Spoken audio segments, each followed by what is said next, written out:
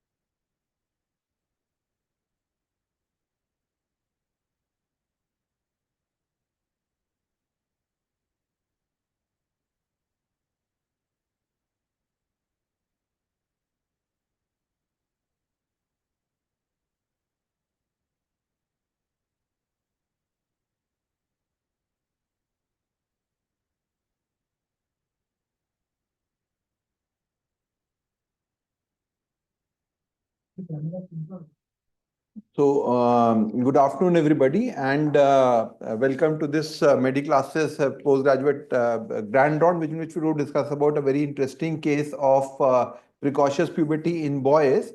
And this is a scenario which usually is not encountered in routine practice, but can sometimes have huge implications. So today we'll be discussing about a very interesting case in which there have been variations and delayed diagnosis led to a number of other issues in terms of evaluation and management. So this is a scenario. So before going that, we'll just have a quick background about a bit about precocious puberty in boys. So this was a case 5-year-old boy with early puberty whom I saw a long time ago, who basically had presented with various features of precocious puberty. And what we found here was that the testicular volume was less compared to the amount of pubertal development. So as we'll discuss subsequently, the most important thing to look at in a child who comes to us with precocious puberty is actually the testicular volume, which gives us a lot of idea as to what are we looking at and how do we evaluate from that perspective. And as the testicular volume was less, we found that the LH levels were low. So this was suggestive of a peripheral precocious puberty. And if we go to our algorithm, what we would have said that we should have looked into the adrenal etiology here. So adrenal imaging was normal in this case, and HCG was extremely high. So whenever we have a child who is coming to us with boy with precocious puberty, it's a significant pathological cause of concern, and we need to identify a cause, and this happened to be a CNS tumor germinoma, which was causing this precocious puberty in that perspective.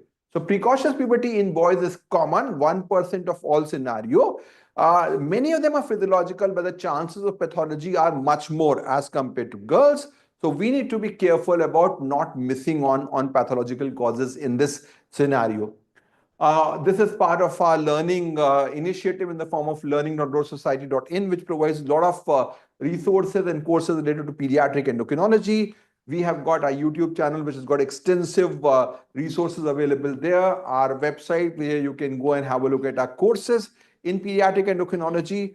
Our programs are routinely being conducted, including the grand round like this, the postgraduate lecture series, and other scenarios. Our publications and mobile apps you can access through the web today. So we'll have today a discussion about delayed puberty, precocious puberty in boys. Before we go ahead, just a quick word about what really we are looking out in terms of precocious puberty. So we know that the hypothalamic GnRH is regulating the secretion of LH and FSH, which is in turn producing testosterone from the testis using the Leydig cell. Adrenal are the second source of androgen production, which are also significant in certain scenarios. So precocious puberty can theoretically be a central form of precocious puberty in which we have got a high level of LH and FSH, or peripheral form, which is basically a scenario in which the either the testis or the adrenals are producing the amount of androgens independently, which is basically known as a scenario in which you have got low levels of LH and FSH. So organic pathologies, as we discussed, are more common in boys, including tumor, radiation, trauma, and insult, which can cause that. While the most common cause here would be a congenital adrenal hyperplasia, in which you have got increased production of androgens causing precocious puberty. Rarely adrenal tumor, but this is something we don't want to miss. and problems in the LHCG receptor like McCune-Albright syndrome and testotoxicosis can also cause the same scenario. And of course, if somebody is taking exogenous steroids, most commonly because of topical application, this is something which can cause a problem as well. Hypothyroidism is a unique scenario in which you have got increased TSH level, which is acting on the FSH receptor, causing Sertoli cell hyperplasia without Leydig cell involvement. So you will have a large testis, which is not really associated with the penile growth or the pubic hair growth from that regards and perspective. And of course, you can have a testicular tumor in which you can have a unilateral testicular enlargement with precocious puberty. So we need to understand that these two gonadotropins, LH and FSH, though they are regulated predominantly via the same compound, the GnRH, the gonadotropin releasing hormone, have differential effects in different part of the testis. So LH basically is acting predominantly on the LHCG receptor to control the Leydig cell growth, causing testosterone increase. So in conditions where either the LH is high or more commonly apparent LH axis, wherein you either have a greater amount of HCG which is being produced as we discussed in the first case, or we have a scenario wherein we have got a action of the LHCG receptor which is hyperactive. You will have testosterone production predominantly by the Leydig cells. There will not be an enlargement of the Sertoli cells. So therefore, you will have an intermediate size testis in that perspective. So HCG has got structural affinity with LH and it acts on the LH receptor from that regard. So this is causing testosterone production, apparent LH excess. The other scenario could be an apparent FSH excess. So as I discussed, if TSH is very high, it acts on the FSH receptor, causing a scenario wherein you have a large testis without pubic hair development. So macroorchidism is what is characteristic of untreated hypothyroidism. So we need to understand what is the different component of the testis in different age groups. So in prepubertal children, the Sertoli cells account for approximately 50%, germ cells around 20 to 30%, and Leydig cells are only 10%. As puberty happens, the Sertoli cells expand more and Leydig cells do not have a greater expansion. And finally, in adults, it's mainly the germ cells, and Leydig cells pretty much contribute around 10%.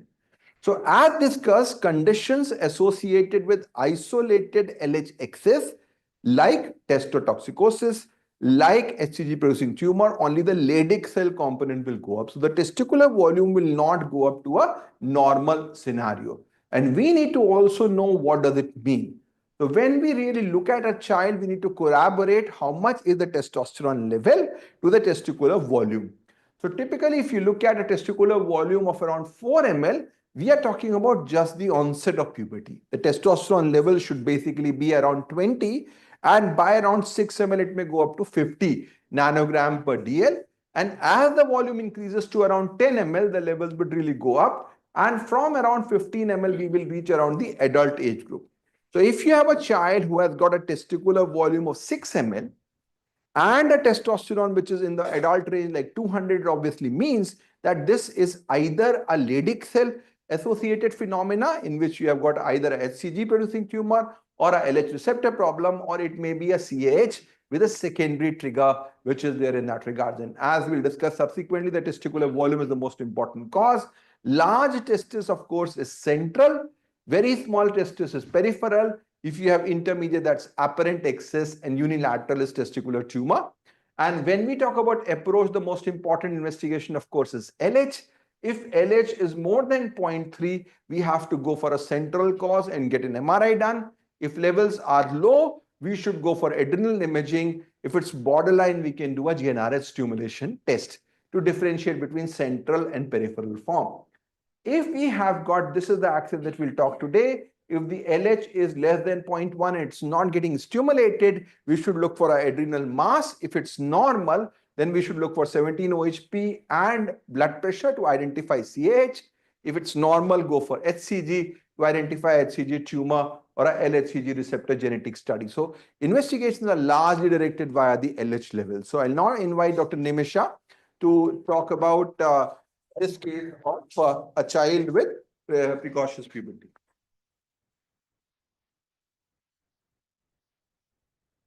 Thank you, sir.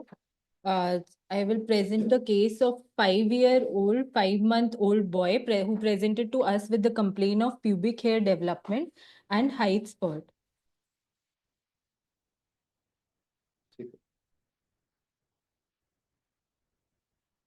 History of presenting illness. Mother noticed development of pubic hair at 5 years of age, which was associated with growth spurt. However, there was no history of headache, vomiting, or diplopia.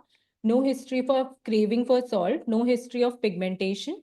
No history of fractures or bony deformity. No complaint of pain in abdomen. So just hold on. So if you're talking about somebody who has got a development approximately at 5 years of age, what are the common causes of precocious puberty you will think of at 5 years of age? So at 5 years of age, it could be a adrenal cause which could trigger the precocious puberty, like 21 hydroxylase deficiency could be the most. Okay. Anything else? So it's very difficult to just use the age of onset. So if you look at the various causes that we discussed, one is the central cause. So central cause, do you think any cause can present at 5 years of age? So any job, hematoma, Hypothalamic hematoma, that typically is 2 to 5 years of age. That's a very, very common presentation. The second scenario which you can think of is in central, any malformation or hydrocephalus, they can really present at an earlier onset. Then adrenal cause you talked about, CAH as a possibility. Which other genetic cause can present early, Dr. Sandeep? Testotoxicosis can present early. What is the usual presentation of testotoxicosis? They present at the age of 1 to 2 years, sir, with they have a small testicle size, intermediate testicle size, sir. So there will be the early causes. So the age of onset here is not giving you much. But if you have a girl who has an early onset, what could be the more likely cause? Acute albright could present like that. So we have to see for the other any bony deformities are there, any capillary spot or Acute albright and of course organic pathology. That will be more. So you carry on.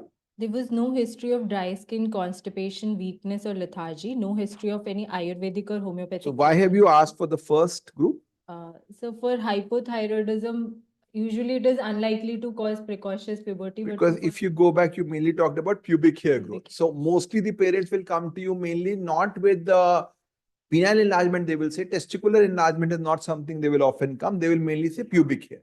So as a rule of thumb, if you have hypothyroidism, you will not have pubic hair development. Why? Because it will stimulate only FSH. Yes. So LH is not producing any testosterone. Your bone age is not advanced. That's why you don't have any adrenal production. And third, in girls more often, your prolactin will be high. So if your prolactin is high, it's going to suppress your LH level further. So you will not have a pubic hair growth. Yeah. There was no history of local application of any hormonal creams. There was no family history of early puberty or similar illness. Antenatal history was uneventful. Child was born by a non-consanguineous marriage via IVF after 13 years of marriage. Was full-term vaginal delivery. Birth weight was 3 kg. Cried immediately after birth. There was no history of any NICU stay. Is there any relevance of the history of IVF? Not in this case, in any other scenario.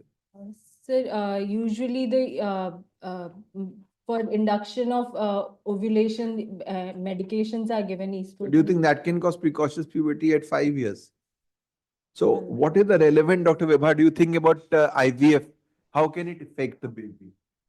If IVF generally, in most cases, the IVF preterm, there will be IUGR, and that can lead to the precocious puberty later on. So I think. Anything else? And, Okay, so there are some recent findings which have suggested that you may have methylation problems in children who are born out of IVF. So chance of methylation disorders like this Becker-Friedman and all those may be slightly increased. The second thing which we discussed, I think you had presented or somebody else had presented, high estrogen levels during IVF. If you give, there are impact on the glucose metabolism. And that's why they mentioned that if you have very high estrogen level at that time, you defer the OO transfer because that may be an issue. So you just mentioned IVF, that's what I was asking about. What other, so carry on. Yeah. There was no significant drug intake. Personal history was normal. So go back. You use the laptop. So now, Okay. based upon history, all you have got is that there is a 5-year-old child who presented to us with a early onset pubertal Puberty. development. Was it associated with growth spurt? Did you get a Yes, history sir. of There that? was a history of growth spurt. So what are the other features you will ask other than the pubic hair development on history? Because our aim in endocrinology is to try to get most of the diagnosis at the history level itself. So what else can you ask So for? we have asked any use of local hormonal creams. If That's they out. have So used, exogenous is out. any history of headache, So the vomiting, most important thing in a child with male with precocious puberty is to look at matlab salt craving or pigmentation increased. pigmentation would be one, but testicular volume. So you Volume. can ask the history also. Sometimes they will be able to tell them or sometimes not, but you should mention about that. Pigmentation, of course, becomes extremely important from that perspective. And CNS pathology features, you already mentioned that there were no features. So at this moment, unless we examine the child, we can't say anything about this differential, but it's basically a precocious puberty. Could it be a slowly progressive puberty? It could be so. Alapan, what do you think? Based on the growth spurt that is happening and the pubic hair is present, at this age, I think it could be a. So, does the term slowly progressive puberty happen in boys? I don't think so that is existent in boys. So, the term slowly progressive puberty is largely restricted to girls between 6 to 8 years of age who have a disconnect between thelarchy and menarche. Every boy who comes to you with precocious puberty is significant. You need to evaluate. And as I discussed MRI and everything, you have to go to the root cause. You cannot just think that this could be a physiological cause unless you prove it otherwise. So on examination now, before you discuss about that, what are the key things that you want to look at on general examination in this child? The cafe oil spots Okay, to rule out McCune Albright or NF1. okay, yeah. Then features of hyperthyroidism can be taken. Hyperthyroidism causing precocious puberty. So McCune Albright की वजह से Okay, so thyrotoxin. one you have talked about cafe oil, but that is a very rare cause. So you talked about on history, skin, Skin pigmentation. pigmentation. Yes, sir. Then Pigmentation. what else? You have mentioned here, very, very important, blood pressure. Blood pressure. Because if there is hypertension, so you, when you're looking at diagnostic clues, you're looking at which will take you directly to a particular diagnosis. Pigmentation, you said, cafe oil spot, very, very relevant. Hypertension will suggest 11 hydroxyl. Deficiency. 11 hydroxylase deficiency is something you will identify from that perspective. So you need to be very clear as to what you're looking at in that regard. Yes. So adrenal tumors generally, when you talk about what adrenal tumors cause precocious puberty. Carcinomas mainly can cause. produce what? Mainly the androgens only. So it's So unlikely unlikely to be. Cause a Polyclonal. hypertension will be produced mainly by aldosterone producing tumor, that's not there, or too much cortisol. So if you have too much features, so it's unlikely that you will have, rarely you will have a mixed feature. So there hypertension can be there, but if you have clear-cut hypertension without feature of Cushing syndrome, you are mainly dealing with something like a basically a case of 11 hydroxylase deficiency. What clinical history clue you can get for 11 hydroxylase deficiency in a child who is coming to you with precocious puberty? You get that point on history and you say this is 11. Headache, That's a photophobia. I'm talking about very, very precise thing. If that is there in a child with precocious puberty, you say it looks mostly 11. Alapan? Severe virility. That can happen with adrenal tumor. Salt anything. craving decrease during. Think of the other way around. So Salt this is the other wasting will scenario. be in the neonatal period. No, this is the other way around. What will happen to potassium? Potassium will be salt wasting, Low. so potassium will be low. Low. Hypokalemic paralysis. Hypokalemic paralysis. So I have seen a case who presented with precocious puberty and hypokalemic paralysis. And just on history, you can make the diagnosis that this is a 11 hydroxylase deficiency. So that is something which is important. Your point is very valid that 11 hydroxylases are much more virilized, but then you can't differentiate. So hypokalemic, so periodic paralysis is one point which you can take on history. Carry on. So on examination, patient was alert, conscious, cooperative with GCS of 15/15. On measuring vitals, pulse rate was 92 per minute, respiratory rate of 22 per minute with BP of 106/70 mmHg. The temperature was normal. Pallor, cyanosis, clubbing, edema, and jaundice was absent. Neck glands were normal. On measuring height was 129.4 centimeter, which was more than third centile, suggesting of tall stature. Weight was 27 kg and BMI was 16.112 kg per meter square. On measuring, on doing So yeah, so hold on. So if you look at it again, the message is that we should use the SDS, which you have used on the right side, because more than third centile doesn't give us a picture. Yes. What is the probability of somebody being +2 SDS versus +3 SDS? How many times is +3 SDS less likely than +2 SDS? Plus two is like 60%. So +2 would be like 2.5% or would be +2. So 1 in around 40 and +3 will be 1 in 1,000. So it's 25 times more likely to be pathological. So that's why this +3 is giving you a very, very important picture. He has a huge growth acceleration and the BMI is normal. So weight is appropriate, which means what? Do you think obesity is driving precocious puberty here? Do you think it's obesity first of all? No, so it's not obesity. Yes. Yes, His weight is also normal from that regard. So if you look at this scenario now, this is a tall child which is there. And you haven't mentioned about pigmentation? So there was no pigmentation. No pigmentation. Okay. Yeah. On doing pubertal examination, the testicular volume was bilaterally symmetrical of 5 ml. It was smooth surface. The pubic hair was stage 3 and stretched penile length was 9.5 centimeter, which was also more than +2 standard deviation score as per the age. So now if you have to correlate on the pubertal staging, what would be the anticipated testosterone level according to you based upon these findings of a SPL of 9.5 and pubic hair of 3? More than 20. 20 is just beginning. So if you have pubic hair 2 also, that will be like 20. What do you think? around 50. So SPL is pretty significant. I would say it will be above 100, minimum above 100. And can a testis of 5 ml produce that much? If we go with the testicular volume with the 5 ml, it will be around 50. And it cannot, cannot produce. Do you think there's a discrepancy of testicular volume? Yes, and something testicular- else is producing testosterone that has caused this penile lens to be. Okay. Now the other way around, the next question that I'm asking is, yeah. The basis of Yes, this- so we have to think about that. So what Dr. Vibha is saying, that probably the overall, there is no global enlargement of testis. Either there is only a unicellular component, the Leydig cell component is getting enlarged, as you're talking about testotoxicosis, or there is something else happening in that regards. So do you think this could be central precocious puberty or not?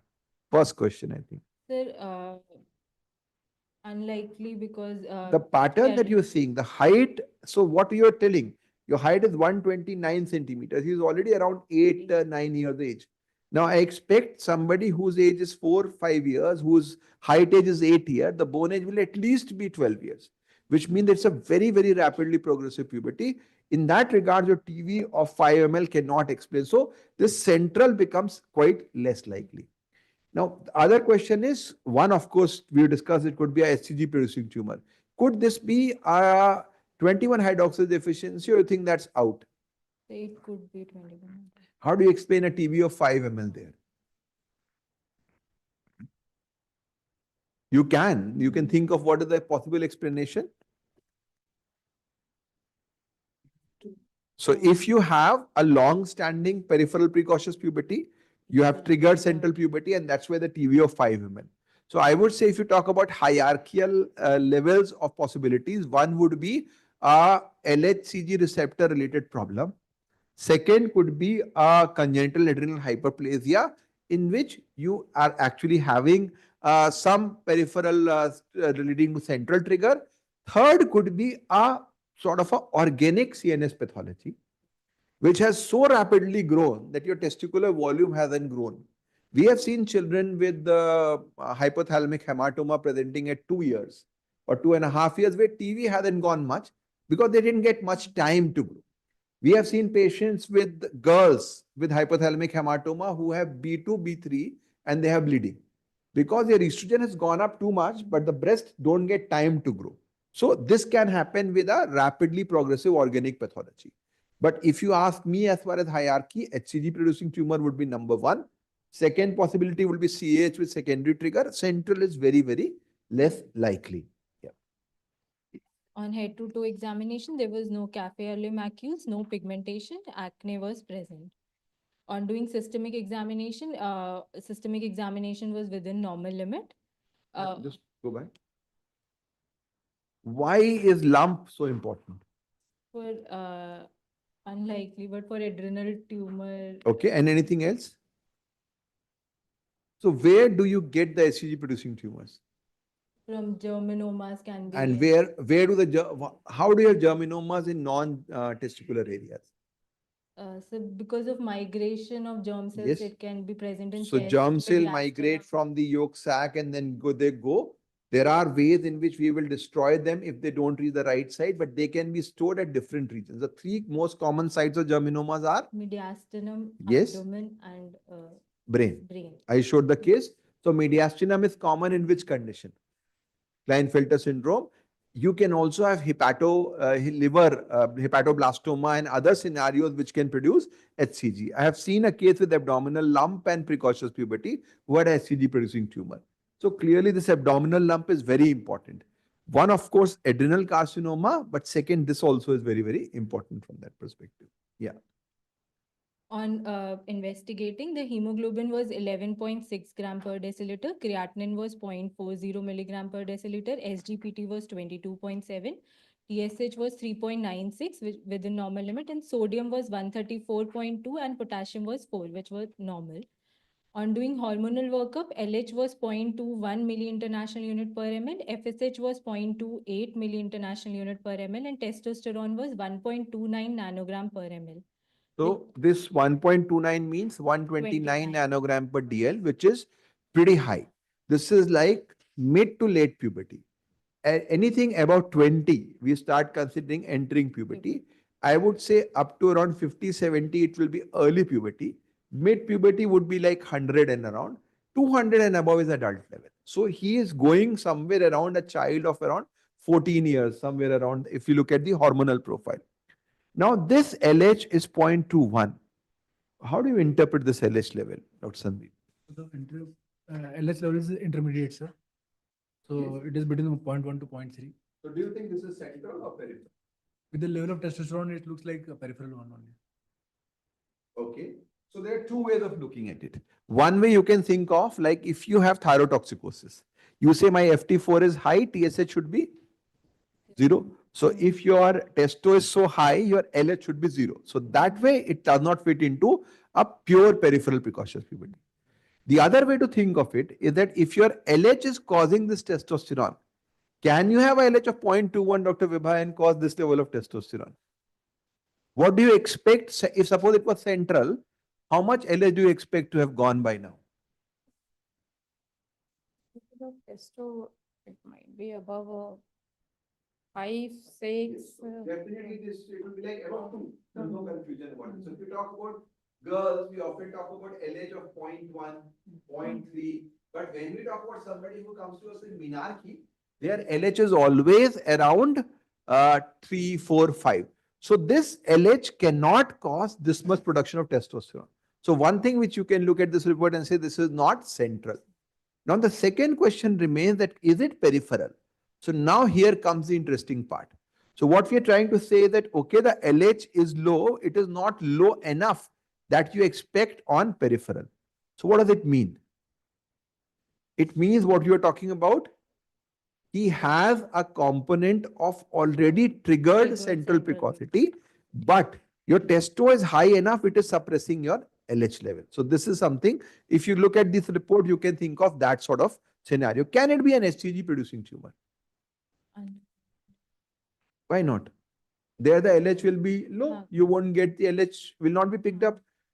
It can be testotoxicosis. मान ठीक है, you can have secondary, मतलब whatever. So मतलब in that scenario also you cannot exclude that, but you can definitely exclude a central precocity from here. This LH cannot explain your high testosterone level. Carry on. Therefore, the diagnosis of peripheral precocious puberty was made, which could be either due to CAH or simple virilizing syndrome, could be due to adrenal tumor or testicular tumor. The etiology of precocious puberty can be made on the basis of testicular volume. In central, the testicular volume will be pubertal and larger in size. In peripheral precocious puberty, the testicular volume will be prepubertal. In HCG dependent, it would be intermediate size, and in testicular tumor, either of the one testis would be enlarged. On distinguishing central versus peripheral precocious puberty, the onset of central precocious puberty is late and peripheral precocious puberty occurs early. Central precocious puberty follows a normal sexual pathway of concordant sequence, and peripheral precocious puberty has discordant sequence. The testicular volume in central is pubertal, and in peripheral precocious puberty, it will be prepubertal. LH in central precocious puberty will be more than 0.3, and in peripheral precocious puberty will be less than 0.1. In B, between LH, we will do GnRH stimulated test. So do you think this case deserves a GNRH stimulation test or not? Yes, sir. Why? As I said, if LH is producing this testosterone, it will be way high. So when you talk about testosterone levels of 25, 30, 40, then maybe you can say, okay, I want to do a stimulated. But somebody whose testo is 140, you don't need to do a test there. On further investigating, DHEAs was 65.10 nanogram per deciliter, 17 OHP was 206.9 nanogram per ml. Beta HCG was less than 0.1, ruling out HCG producing tumors, and bone age was 13 years. So when you want to rule out a HCG producing tumor, Dr. Alappan, what type of test you want to do? Beta HCG?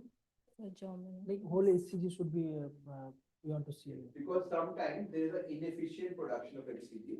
The beta HCG is a fair marker as far as the same, but ideally if you talk about it, should be a total HCG and not beta HCG. That becomes important from that era. So now if you look at the overall picture, the case clearly is showing a very much advancement. So I said that if your height age is around 8 to 9 years, your chronological age is around 4 years, the bone age would also be 3-4 years more. It will be, that's why you should 13 years. And clearly now if you look at it, this is a case of 21 hydroxylase deficiency with possibly a triggered central precocity which has been checked by the high androgen levels. So now in terms of the further management, you started on hydrocortisone and fludrocortisone. How do you know this is 21 and not 11 hydroxylase? So sodium potassium was normal, so this was. It can be normal. It can be normal in 11. If you want to make sure that this is 21 and not 11, and that's very relevant because if suppose you give fludrocortisone to somebody who has 11 hydroxylase, what will happen? He'll go into hypertensive crisis. Now, my question would be, how common is hypertension and hypokalemia in 11 hydroxylase? Is it universal? Is it universal? So hypokalemia is not universal. If you look at aldosterone excess state, we always talk about that hypokalemia may be variable. Hypertension may or may not be present in the first visit. So you have to be very, very cautious with blood pressure. And why are we giving fludrocort here, first of all? So because of, we have diagnosed this as simple virilizing syndrome because sodium potassium was normal. So fludrocort, if will not give, it will cause hypovolemia, which will stimulate AVP, and AVP will stimulate ACTH, and ACTH will again in requirement of glucocorticoid will increase. So you are basically telling that, okay, in scenarios, if it's like a milder form of 21 hydroxylase deficiency, you have got 1 to 5% of enzyme activity. You have enough fludrocort to prevent salt wasting, but it's not good enough to prevent hypovolemia, which is triggering your ACTH. What would be a biochemical marker which will tell you that you have a covert mineralocorticoid deficiency? Which biochemical test will give you the diagnosis right away? Dr. Vibha? So, which will differentiate between, let's put it very simply, salt wasting versus salt excess.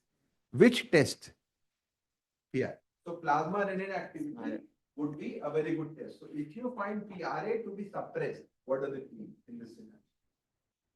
What is the PRA? If in this case you did a PRA, it was undetectable. Would it be 21 hydroxylase? 11 hydroxylase. So it is go more in favor of 11 11. hydroxylase. Can the 17 OHP level happen in 11? Now that's the other question. What is the usual 17 OHP level in 11 hydroxylase? This level is not, it's not likely. Yeah, so what level do you expect? Less than 3500, sir. Around under 20 definitely, Sir. 10 to 12 maximum. This is 206. So now I'm putting my own logic and why I'm not doing PRA here, I'm also explaining here. So theoretically, if you want to make sure that this is not 11, get a PRA. If your untreated plasma renin activity is detectable, it is unlikely to be because of a 11 hydroxylase. Okay.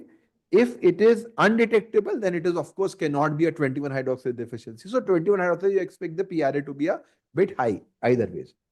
But because the 17 OHP is so high, anything above 20 or 30, I am pretty confident that this is most likely 21 hydroxylase. It can't be 11. So that is why we have made a diagnosis of 21 hydroxylase deficiency, and that is why we have given Fludrocort. So sodium, potassium, although if they show hypokalemia, that is 11. But if they do not show hypokalemia, it does not exclude 11, and PRA may be helpful in that regards. So you started on Hyson 13 milligram per meter square and Fludrocort 0.1 milligram once a day. Okay, so carry on. On following up, Yeah. 20 OHP level. Before starting the Fludrocort, we shouldn't do that diagnosis. So, yeah, so in this case, I did not do a PRA. If suppose your 17 OHP was borderline, 30, 40, 20, something like that, then getting a PRA will be essential. If you ask me, ideally, PRA should have been done here, but it's not mandated. Yes. If it is borderline, then should we go for stimulation, ACTH stimulation? I would say the better would be one PRA will have a diagnostic and therapeutic effect. And if we really want to go ahead, then we should go for DOC. Okay. DOC level, because then you go for a specific marker. Okay. Or if we cut the whole story short, let's go for genetics, because then it will give you a final picture. But this biochemical picture is pretty much characteristic of a simple virilizing form of 21 hydroxylase deficiency. Can this be a non-classical 21 hydroxylase? In non-classical, they will not have such, they will have some other symptoms like hyperandrogenism with acne. So non-classical does not cause, no, not the level, the clinical prevalence. You will never have precocious puberty. Yes, sir. So a lot of people get confused as to non-classical, especially in girls. So when you talk about non-classical, it is basically a differential of premature adenarche. You will have some pubic hair, you will have some acne, change in odor, and all those things. But if you have frank precocious puberty, this cannot be a non-classical form. That will come later on. Later on. Some children, I have seen a child who had come to us around 7-8 years of age with only acne. So it was like a pre-pubertal acne. He did not have any feature of precocious puberty. And testicular volume was pre-pubertal. And there was some sparse pubic hair. Then we got the workup. Then the 17 OHP was mildly elevated. So that was like a premature adenarche differential sort of a thing. Pre-pubertal onset, but that's mild. It is not causing precocious puberty. Yeah. Okay. Yeah. During follow-up, the 17 HP has gone down to 1.8, and generally we keep the target of 4 to 10. So is there any, like, what percentage of high zone should we decrease or increase? Like, so this is always a confusion to how to increase or decrease the dose of high zone on the basis of 17 HP. So generally we talk about 10% change at a given time. That becomes important. So if somebody is on 13, you make it like 11 or make it 15 if the 17 OHP is on the higher side. So if you have this scenario, I would be more liberal. I'll cut down the dose at 1.82. Why? Why don't you want to over suppress here? If you give over suppression means what? there will be loss of feedback, the more ACTH Yes. will be produced and ACTH you are suppressing. More LH. is LH will be produced. So you will trigger the central Central precocity. precocious And puberty. second, of course, your central precocious puberty is going to advance your bone age. Yes. What is your hydrocortisone doing to you? It will also it will It will decrease suppress the growth. bone age. So you will have advancement of bone age without growth. You get the point? So you are giving high dose of hydrocortisone, which is growth suppressive. And you are simultaneously producing central precocious puberty. So this will be a double whammy. So this is something you need to remember in that perspective. So again, said this 17 OHP level is definitely less than desirable. We don't want this level, and we need to maybe cut down on the dose from that regards. Carry on. On following up after 1 year on treatment, on measuring again height was one gain of 10 centimeter, 140.5 centimeter, which was plus 3.72 standard deviation. Weight was 30 kg and BMI was 15.2 kg per meter square. On looking at the pubertal development, the testicular volume further increased to 1 ml. It was 6 ml bilateral with smooth surface, and pubic hair was now stage 4 with stretched penile length of 9.5 centimeter, and bone age further advanced to 14.7 years. So what is the most important parameter you look for in a child with CH when you're following them up? Is it 17 OHP or are there other things you have to look at? It's mostly the Totally. clinical parameters. What is the growth velocity? What is the testicular volume? What is the pigmentation? So in this case, what you're seeing here is that your growth velocity has not come down. Growth velocity is still 10 centimeter per year. Your pubic hair is progressive. Your testicular volume is increasing. Your bone age is increasing. So what does it mean? You are having a under treatment or Central more likely trigger. a central trigger. Because now your 17 OHP is not fitting into this. 17 OHP is saying that you should have less growth velocity, you should have less bone age progression, but what is happening is that there is a central trigger. So some people say that maybe you expect 100% of children with 21 hydroxylase deficiency, simple virilizing, to have a central precocity. And some people say that you can give GnRH analog right at the beginning of treatment. Do you agree with that? So, like in this case, Sir, when you're starting hydrocort, that time only we start. Most of the patient present late and they have quite a advanced bone age. So if we start early, that it would be beneficial for them to gain the more height in the future. So theoretically, this is a good scenario, but of course, we don't have much studies on that. There are studies definitely which have looked into the role of GnRH analog plus minus GH in this scenario, but this will be a bit debatable whether we start. So our strategy is more of a reactive strategy rather than proactively give it. Why unnecessarily? So we say, okay, you give after 3 months. What is the harm on that? So both strategies are there, but there is no evidence for the first strategy. But as you said, somebody whose bone age is already, it was 12 years, not 13. 13 years. 13. So it's already too advanced. So theoretically, why have we lost one more year? So if you think of retrospect, if we had started GnRH right at that point of time, that could have been a good strategy, especially with the LH of 0.21, especially with a testicular volume of 5 ml in this case. So if your TV is absolutely less than 1 ml, if your LH is 0, if your bone age is not that advanced, then maybe you should not definitely start. But in this case, I think it's a gray zone and we can consider starting right at the beginning. On investigating, the LH now came to be 2.2 milli international unit per ml. Testosterone was 0.22 nanogram per ml, and 17 OHP was within 1.82 nanogram. So this is very clearly telling you that the testosterone is coming from the testis, not from the adrenals, because adrenals is knocked out. And your testosterone, now this looks more sensible, 22 at a LH of 2.2. While we expect that time, as I said, 0.21 or 0.31 can never cause a testosterone that high level. So this is clearly a triggered central precocious puberty.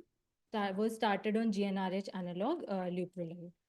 Pathophysiology in CH, there is loss of negative feedback by cortisol, which results in increase of ACTH secretion, and which there are also pathways which leads to alternate pathways which from which the androgen is formed, like 17-OH progesterone converts to dihydrotestosterone, which will act on androgen receptors. The management aims at involving balance between glucocorticoid deficiency as well as excess.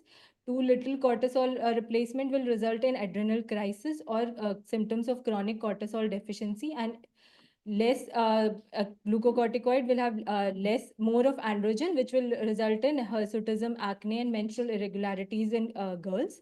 And too much of cortisol, if replaced, will result in Cushingoid features, weight gain, and obesity and metabolic syndrome, as well as osteoporosis.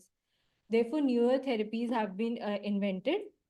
What is the aim overall now? So you are already giving hydrocortisone. We are already giving fluorocortisone. Why do you want newer therapy? So what are the lacuna in the current therapy? So because hydrocortisone has a shorter half-life, the ACTH rise at midnight around 2 to 4 a.m. so that cortisol can peak in the morning. The lower dose of hydrocortisone will not suppress that ACTH, and there will be low morning cortisol. So normal rhythm of cortisol is So not established. compared to the treatment of adrenal insufficiency, CA, the biggest problem is you need to give that extra 2.5 to 5 milligram per meter square per day. And we know that for every 10 milligram per meter square per day extra dose of hydrocortisone, the height SDS typically goes down by -1 to -1.5. If you talk about one major thing, the major cause of concern long term will be the height. So if you are able to cut down your dose from 15 to 12.5 or maybe 10 milligram per meter square per day, which is physiological dose, you may be able to salvage height. So all this therapy that we are talking about are mainly based upon reducing your hydrocortisone dose and allowing more growth to happen. So yeah, carry on. Normally, CRH will stimulate ACTH. ACTH will act on adrenal cortex to produce cortisol. In case of cortisol deficiency, there will be loss of negative feedback to anterior pituitary, resulting in rise of ACTH and as well as loss of negative feedback to paraventricular nucleus of hypothalamus. Therefore, CRH will be more, which will ultimately stimulate ACTH and more of more work on adrenal cortex. Therefore, therapies are being developed which like CRH receptor antagonist, anti-ACTH monoclonal antibodies, which so that the ACTH level can be decreased, ACTH receptor antagonist, or longer acting duration of hydrocortisone in the form of modified release hydrocortisone, which has delayed and sustained release of cortisol, hydrocortisone pump usage, and therapies which will act against the action of androgen receptor. So just go back to the previous one. You have said that you can start working right from CRH, then work on the ACTH action, then on in terms of the hydrocort preparation and the androgen receptor Receptor antagonist. Anything else beyond this can be used to increase the duration of growth? Sir, So you've gone Letrozole. through 4 levels: CRF, ACTH, hydrocortisone, and androgen. Anything else? letrozole can. Yes. So aromatase inhibitor. Aromatase. That has been something which has been tried, because if you use aromatase inhibitors, you will delay the epiphyseal fusion, because ultimately it is these steroids which are going to have an influence on that perspective.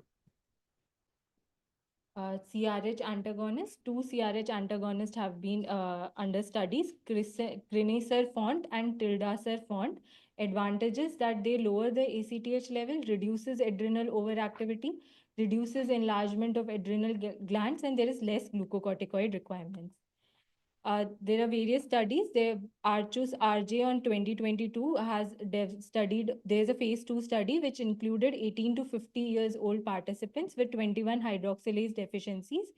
4 crinecerfont regimens were given to them, 50 mg, 100 mg, and 100 mg at night, and 100 mg BD.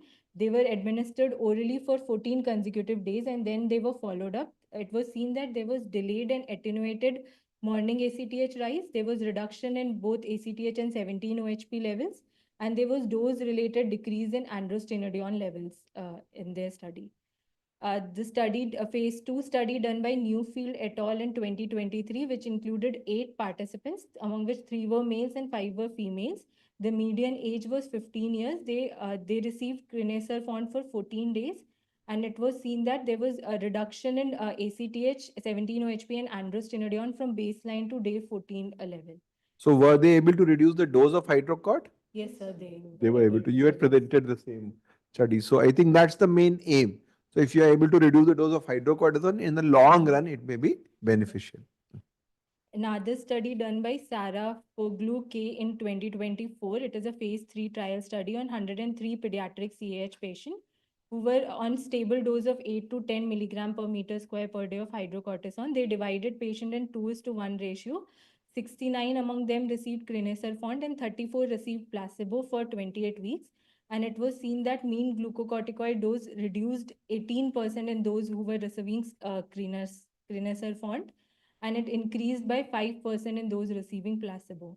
So if we talk about a 23% difference between the two groups in terms of hydrocort dose, what we are looking at roughly is 4 milligram per meter square decrease in hydrocortisone dose, which roughly will translate, as I said, in a reasonable around 5 to 7 centimeter gain over a long term. So I'm talking about the final height perspective.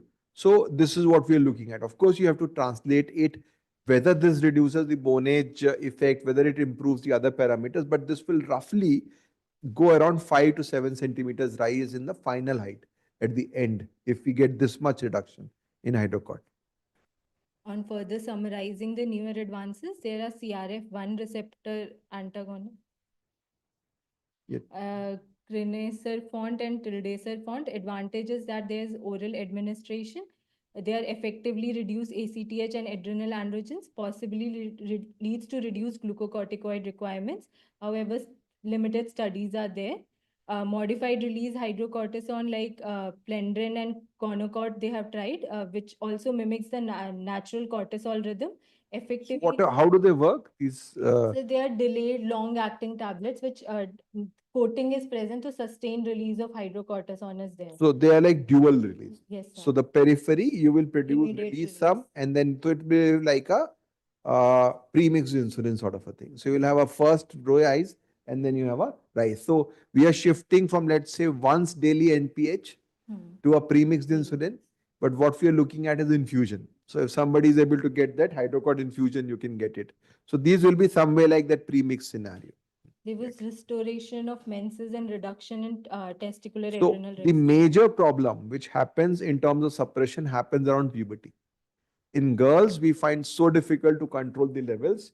And then we talk about shifting to prednisolone, to dexamethasone, higher dose at night. So there, these modified release preparations may be a better option. Hydrocortisone pump, which is a continuous subcutaneous infusion, which also mimics the natural cortisol rhythm, and there is restoration of menses and reduction in testicular adrenal rest. The disadvantage is that it requires technical support and continuous wearing of pumps. There are CYP17A1 inhibitors, which blocks the enzyme 1720 lyase, decreasing the androgen production, like arbitron acetate, which is oral tablet given once daily. It also effectively controls androgen excess, has favorable safety profile. So thank you. And you have really covered a lot of advances in terms of management of CAH. So basically what we're looking at is that if we go back to this case, this is not an unusual case. Most cases, and this may actually be one of the earlier cases that I have found of somebody with the classical simple villi form, most will come at around 7 years, 8 years. By the time they come to 7 or 8, their bone age will be like 14 or 15. So this child anyway was able to come to at a reasonable age. So what is the current height of this child? You haven't height. No, he's been followed up for a long. He's on GnRH analog. You should have shown the follow-up picture as well.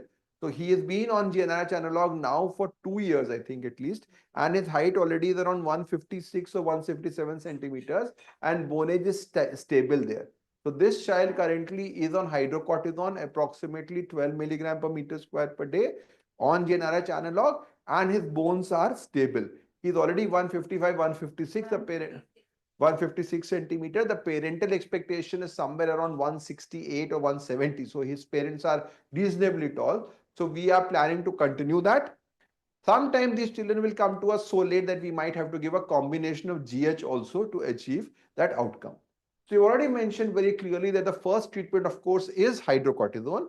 Once you give hydrocortisone, your adrenal steroids will get suppressed, your testosterone levels will suppress, but then that will trigger your production of LH, resulting in a central precocious puberty, which happened in 100% of cases. There is one report by Dr. Vaman's group in Pune, who have talked about this 21 hydroxylase non-classical form. All of them had to be given GnRH analog because they had a late presentation for the for the simple virilizing form. This is something which is universal, and this will trigger and your testo will go up again, and then you can use a GnRH analog. So you have to be very careful in terms of monitoring the testicular volume. Keep testosterone less than 20. So what you found here was that 17 OHP was normal, but testosterone was not controlled and LH had gone up. So that clearly would indicate that you can think of GnRH analog. You can also think of giving growth hormone if there is a compromised height. So GnRH analog, there are a lot of studies which have looked into in terms of the role in this scenario, and they have found that they are benefit. So in this scenario, what we have really found is that the use of GnRH analog has given us time to grow. So he's already 156. If he reaches around 160, 162, then maybe we can think of stopping the therapy from that regards. And this is the trial by Maria New Group, who are the pioneers as far as the CAH management is concerned. And what they found is that if they are treating them with growth hormone, there is a improvement in the predicted to the final by around 10 centimeters. So if 162 went up to 172 and 151 became 162. Remember, the predicted height, of course, is not always what you really get at the end, but there is a definite improvement in terms of that, and a substantial proportion achieve the target height. So what they showed, if you treat it with GH and GnRH analog, 85% were in the target height range in the final height, while untreated it was 55%. So there is a 1.5 to 1.6 time chance of achieving a target height, final height, if you treat with GH and GnRH analog. So we have got a few patients who have received both growth hormone as well as GnRH analog to achieve a good outcome from that regards. So I think this was a very interesting case. You can all go and have a look at our website, our app, and other aspects for learning. And the main messages here is that if you have a boy with precocious puberty, you have to be very, very cautious in terms of evaluation and management. You have to be cautious in terms of timely monitoring. Most common cause of peripheral precocious puberty will of course be 21 hydroxylase deficiency, and if you identify 21 hydroxylase deficiency, you should be cautious in terms of monitoring for the size of the testis. Would he need treatment? Suppose he reaches a height of 168 centimeters and you stop GnRH analog. Would he need hydrocortisone for life or not? Can give a stop trial. Stop trial. Why? Why would you want to stop? So do you think would there be any harm? What will be the harm, Alapan? If you suppose stop it, Then the androgens will be higher in his body, so no, the there will harm. be no harm. No, it will be causing what? Dr. Sandeep, suppose your CAH is uncontrolled in an adult male. Does it have any bad significance? Yes, sir, infertility. Infertility Of will course, affect you will have your the- suppression, the gonadotropin, your infertility will be suppressed. And what else will happen? You talked about on follow-up in the testis, what will happen? What will grow? Start. Tarts. So testicular adrenal rest cell tumors will develop. Yes. So it's a very important message that it's not the height which is the final end of the story. You have to treat for a long time for fertility, spermatogenesis, and for TARS. There are some theoretical concerns also that if your testosterone is very high, there may be a risk of developing other tumors as well. So this is very, very cautious. You have to be treating them clearly in that perspective. Yeah. So we'll try to see the questions. So Dr. Ayesha is talking about increased estrogen only and prolactin. So that is mainly from the perspective of hypothyroidism. Dr. Vikas is talking about explain the change in dose with reference to 17 OHP. So I think we need to keep 17 OHP is not the final criteria to decide the dose. Look at the height of the child, look at the growth velocity, the bone age, pubertal status, overall clinical features, pigmentation. Yes, if you have features of deficiency or lower dose, like the child is becoming Cushing, growing very rapidly. There is pigmentation, there is weakness, lethargy, bone age is advancing, and your 17 OHP is high, increase by around 10 to 15%.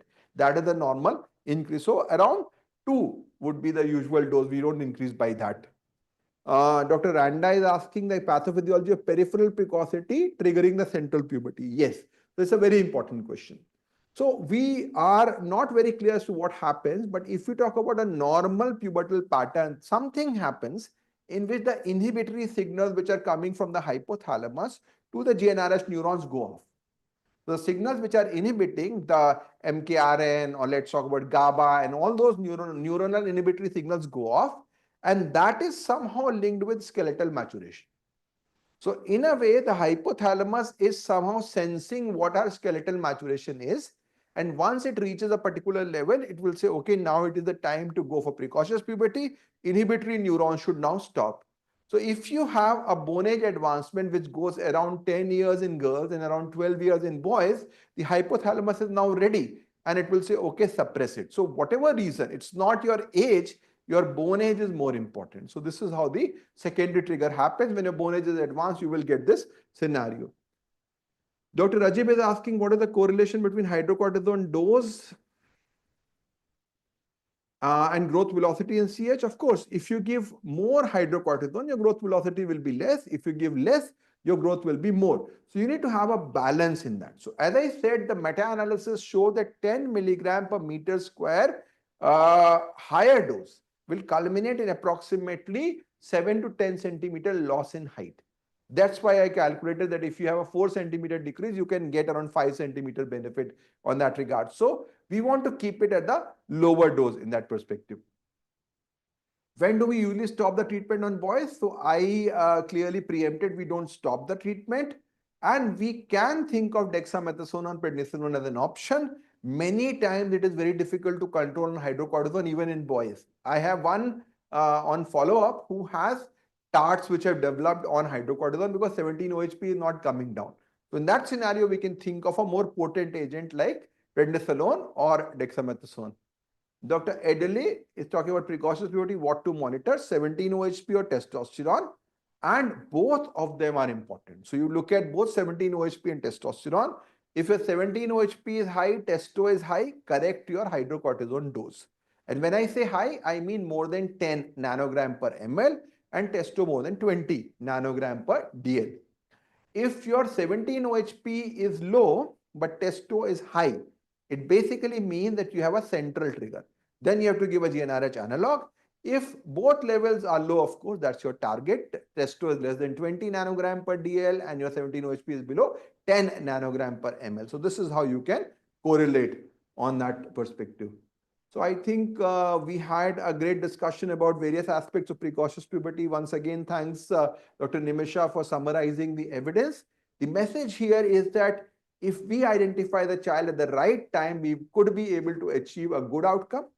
But be ready that if you treat somebody with hypernatremia, expect them to develop seizures. If you treat somebody who has type 1 diabetes, who is very, very high levels, expect cerebral edema to happen. Similarly, if you're treating somebody who has 21-hydroxylase deficiency with such a bone age, which was already around 12-13 years of age, 100% they will go into a central trigger. And you may, as I discussed with Dr. Vibha, that we may even think of preempting that in treating, or at least reactive approach should be done to immediately start treatment when it is required. So at that point of time, we will finish